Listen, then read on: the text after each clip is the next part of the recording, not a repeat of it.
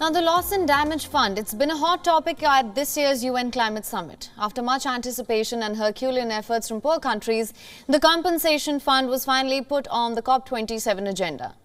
The fourth day of the summit was also dominated by the Loss and Damage Fund, as China made an unprecedented announcement. China says that it is willing to contribute to loss and damage funds. The fund is meant to compensate developing countries for destruction caused by climate change. Despite having the world's second largest economy, China is designated as a developing country by the World Trade Organization. However, it is also the largest emitter of greenhouse gases. Only a few days ago, Beijing was demanding compensation fund instead of providing it. The move was criticized by some global leaders, including the United States Special Envoy John Kerry.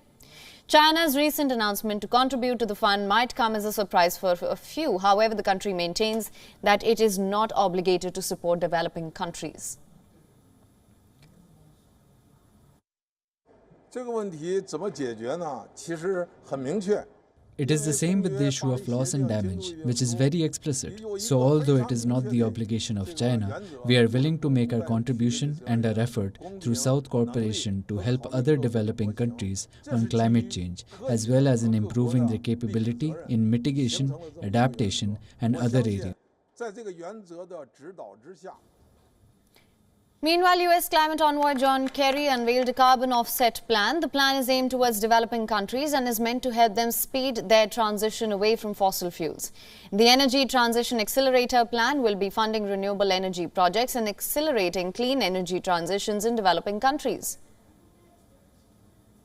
Our intention is to put the carbon market to work to deploy capital, otherwise undeployable, to speed the transition from dirty to clean power, specifically for two purposes: to retire unabated coal-fired power and to accelerate the build-out of renewables.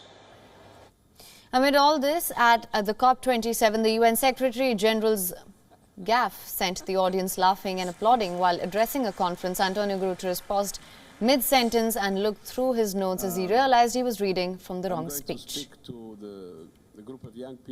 I think that I was given the wrong speech.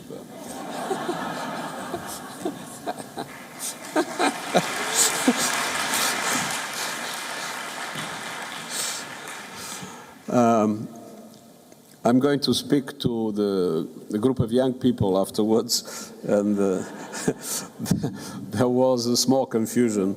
I apologize.